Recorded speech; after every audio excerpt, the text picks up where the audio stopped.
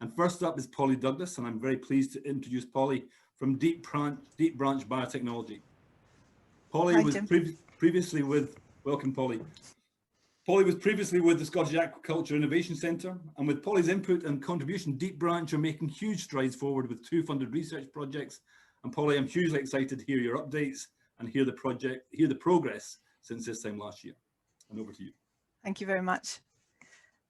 So next slide, thank you, just my introduction one, thanks.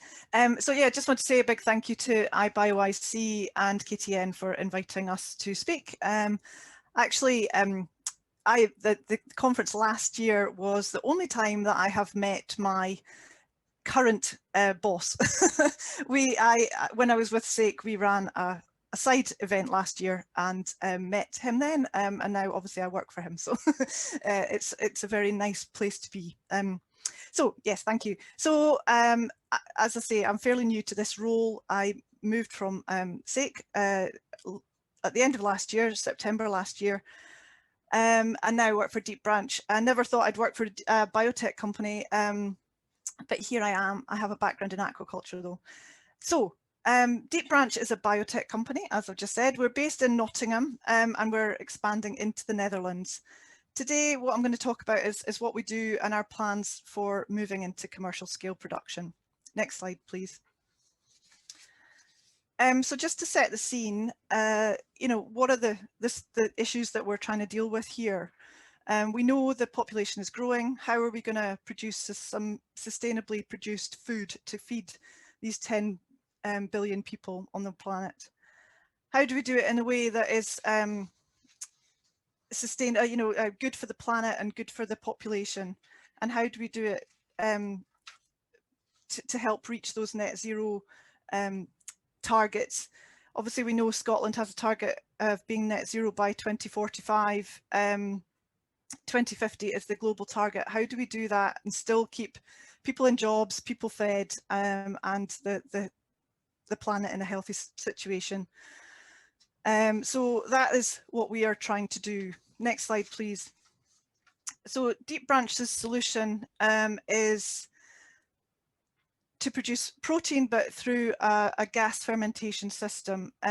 We create a novel, sustainably produced protein powder that takes carbon dioxide, which can be from industrial emissions, and hydrogen as our feedstock for the bacteria, and create a protein-rich powder at the end of the process.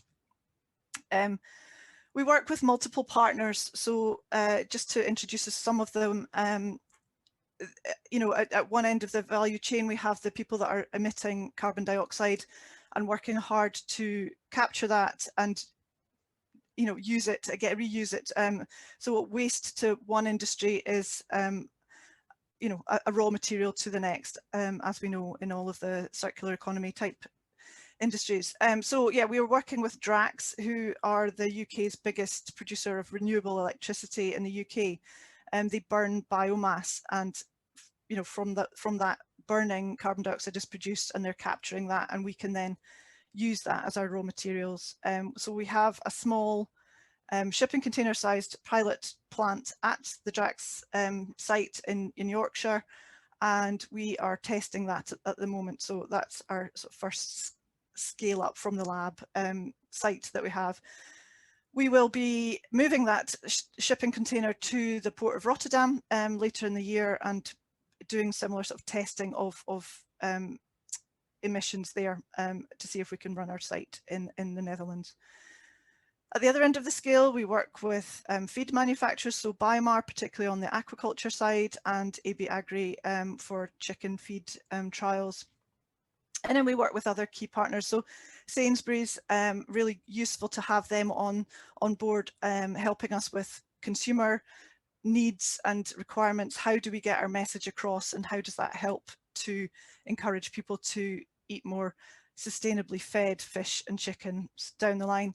And also SAKE. So obviously I was working with SAKE originally when the big project was being put together. But they help us with that link to the Scottish aquaculture industry particularly. And I apologise, I know I've got the wrong logo. They've rebranded as the Sustainable Aquaculture Innovation Centre, so I apologise for that. So yeah, so next slide, please. Just to give you a bit of background on Proton, the product, as it were. So it's a very high protein output. It has over 70%, and it has a really good amino acid balance. So the nutritional profile of it is very similar to fish meal, which is, you know, a gold standard within the aquaculture industry, particularly for feed.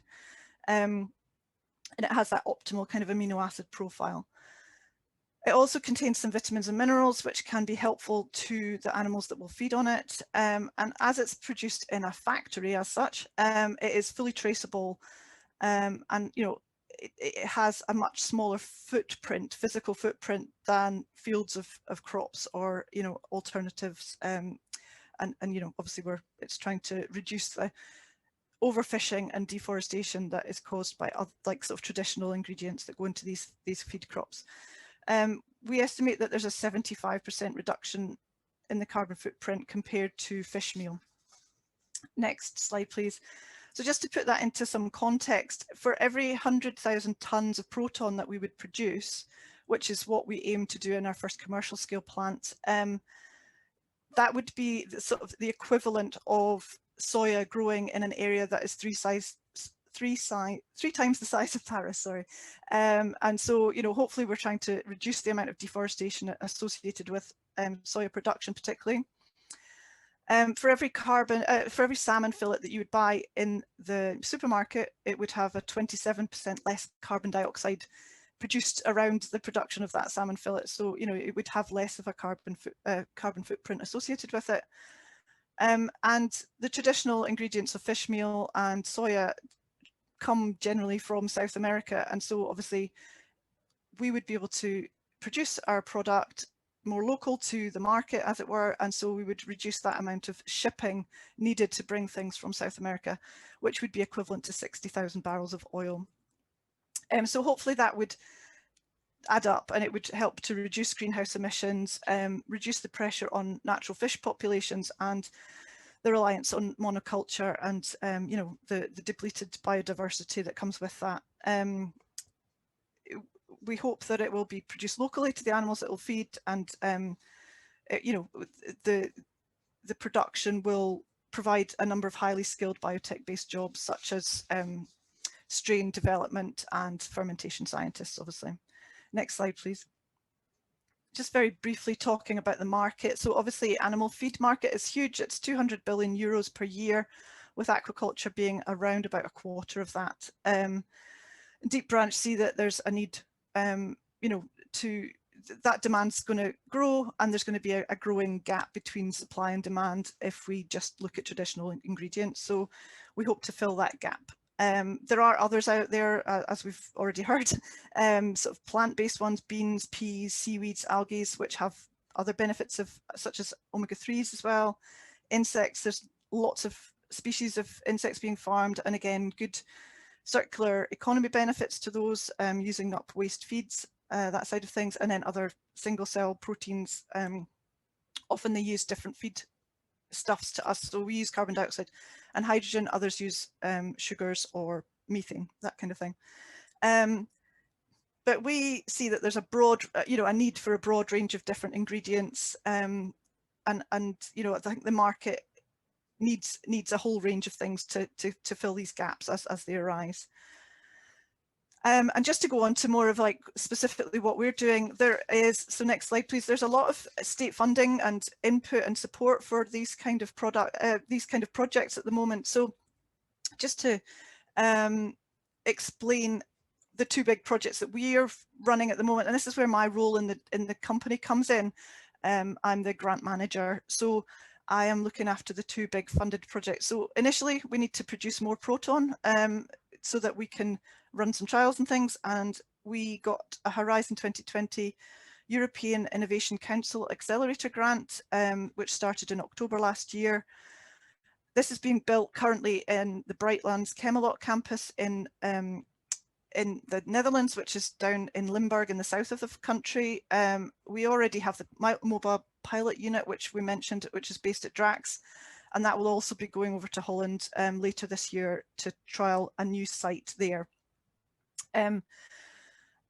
So we hope that the Brightland site will be up and running by mid-March. It's literally currently being built and spec'd out for us, so that's exciting for us. And once that's up and running, we will be producing Proton at a level that we can run some feed trials.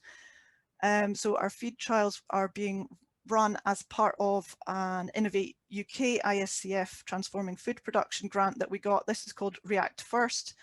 And so the chicken trials and work will be run by Nottingham Trent University in collaboration with IBioIC, and the salmon trials will be run by the University of Stirling, the Institute of Aquaculture, and the feed formulation has been done by BioMar.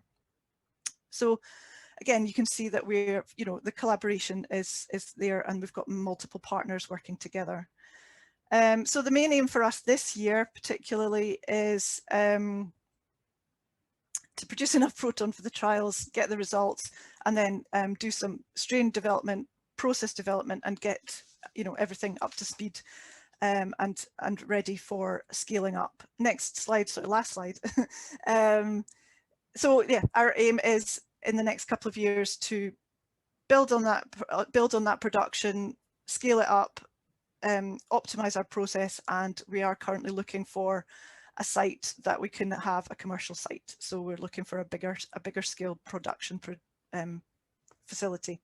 Next slide, just to say my contact details are there. If anybody has any questions, I'll answer them later. Thank you very much.